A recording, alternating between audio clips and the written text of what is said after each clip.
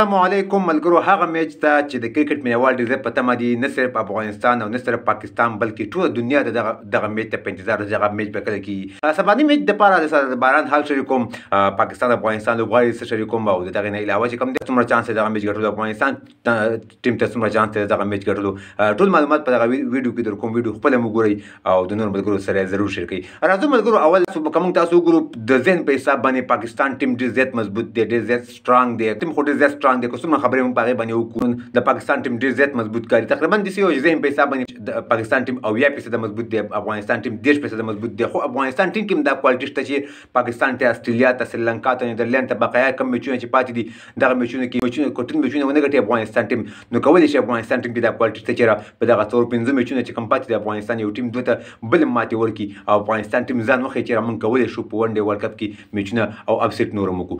نو د پاکستان لوبغاړي څه شریکومه: بابر اعظم، محمد رضوان، امام الحق، عبدالله شفیق، محمد نواز، افتخار چاچا، شاداب خان، سعود شکیل، شاهین شاه افریدي، حسن علي او حارث تروپ. دغه به پاکستان سکواډ وي. افغانستان سکواډ طرف ته راځو چې کم چینجز پکې پکار دي. رحمان الله ګربز، ابراهیم زدران، ریاض حسن د رحمت شاه په ځای باندې واچي. رحمت شاه اوټ اف فورم دی او حشمت الله اوټ اف فورم دی.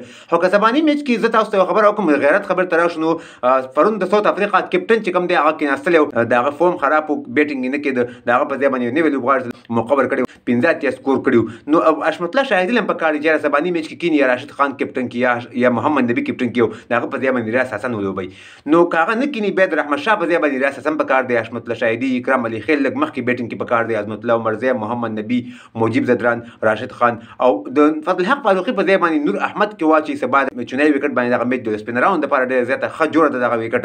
نو دوه فرش بادران شي، نوین الحق شو او عظمت شو او د سپینراوند لپاره دغه وکټ جوړه د سپینراوند سره ډېر زیات کومک کوي او نور احمد واخلي سبا لپاره نو د افغانستان په ګټه تمام شي. او یو سم لوبغاړی نوین الحق دی.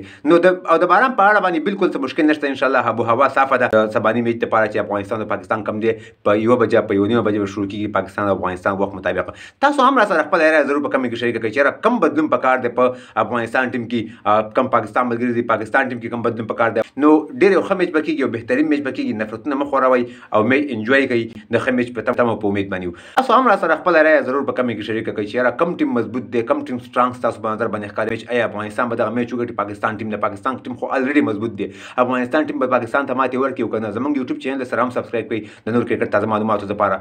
او دا کم سکواډ چې ما د افغانستان تاسو سره شریک کوی، تاسو په ذهن باندې دغه سکواډ صحیح دی او که نه کم چینجز پکې پکار دی، خامخا موږ سره خپل رایه ضرور په کمنټ کې شریک کړئ. نور ښه وخت ولرئ، د الله په امان. او دغه زموږ ویډیو د نور ملګرو سره حتما شیر کړئ.